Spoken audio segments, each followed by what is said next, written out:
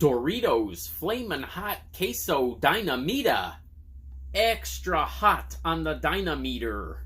150 calories for 14 pieces. No unique smell coming off of them.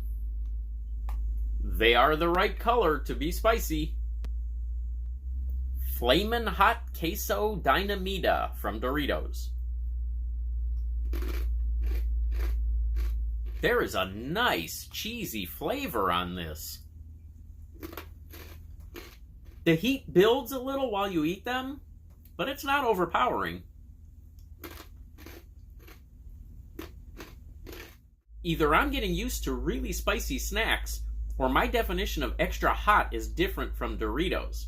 If you're looking for something super spicy, you might be disappointed in these, but these are excellent on flavor. 3-star seal of approval.